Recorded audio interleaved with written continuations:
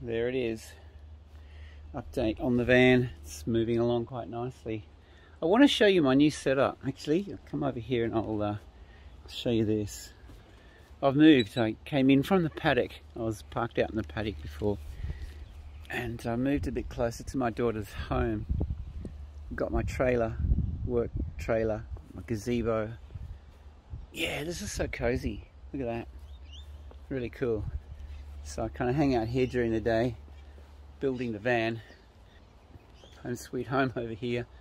Everything's just nicely within reach. It's my breakfast. Good job. Come back to the van in a minute. I just want to show you the view I've got over here. It's just amazing. This place is full of birds. Oh, I love them. I'm into photography, and so there's going to be an opportunity each morning when all the birds come out to run around with my camera and photograph them. I actually haven't been out with my camera much lately. I guess I've been preoccupied with the van build. I'm really keen to get it finished so that I can use it. I want to set it up actually for photography so that I can travel around and camp in some of the national parks. We had 2 black cockatoos fly over yesterday. They were beautiful. So anyway, a quick update on the van. Here we are. It's coming along really well. The floor is 100% waterproof. That's an acrylic tar that I've painted on there. So I'll do 2 coats. I've done the first coat on this side. 2 coats are already done on the left. Just working on this side at the moment. And the plan with this is to have everything built around my process, if that makes any sense. A lot of campervans and motorhomes are pre-built and not built to your individual needs.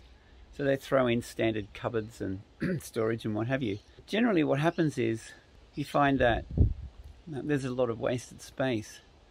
So what I'm doing with this is I'm building around my process, or building around my needs, so that everything that I have will fit nicely into the space. For example, well, there's a rubbish bin down there and it fits snugly in there. This is going to be the my little composting toilet set up in here. There's 2 buckets involved.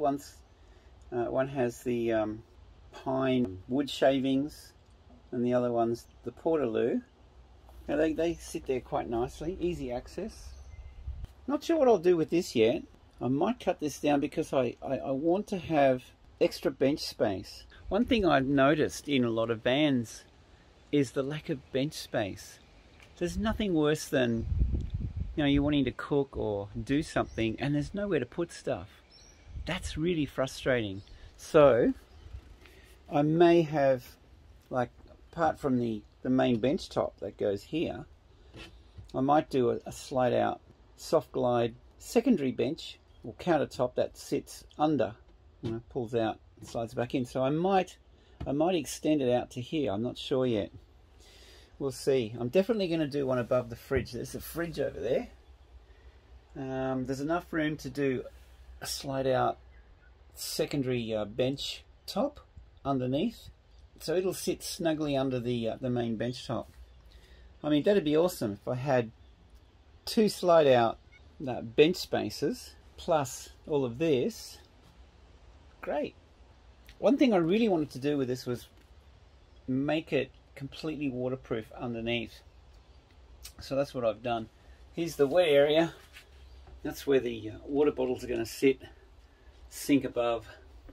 And I've painted this acrylic tar everywhere on the floor. The floor's covered with acrylic tar. So I can spill a bucket of water in here and it really won't matter.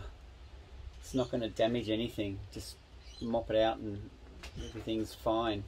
And then over here on the right, along this wall, of course, is my seat slash bed. And I want that to slide out as well.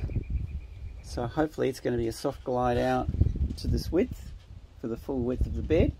And then during the day, it slides back and it becomes a nice long seat that I can kind of position myself anywhere to access the kitchen.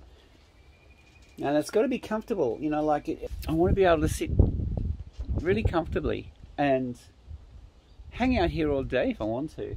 So that's the bed, and then up the end there I'm having the wardrobe system against that seat, and underneath will be the power pack. It's a portable power station. At this stage I'm not going to go for the standard solar build that people usually do in a van. It's going to be a portable power station that just has everything built into it. I'm actually getting it from overseas.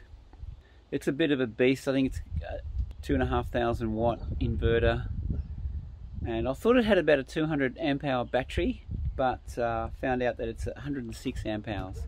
So we'll see how that goes. So for now I'm just going to use that, and everything will plug into it fairly easily. So there's no messing around with building a solar system. We'll give that a shot and see how it goes. If it works and it runs the fridge and my computer gear and there's no issue, then okay. If not, well, I might build a solar system in there and keep that as a spare backup power system. There's nothing wrong with that. So anyway, we'll see how that goes. Pretty cozy. Now the idea with this is to have everything easily accessible from within the van. This is a minivan. It's actually really small. There's not much space, and I've noticed that a lot of these builds spill out. Okay, so if you want to do any cooking, you sort of wander around the back end and you pull all your drawers out, and your kitchen's here, or it's over on the side, you know, side door.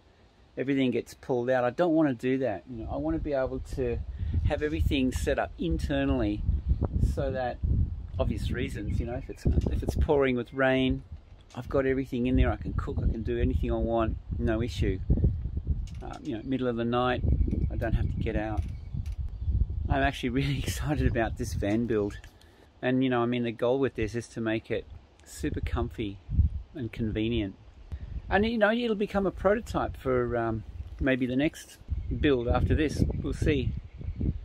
So yep, that's me. I think I'll keep you updated, and I better have some brekkie.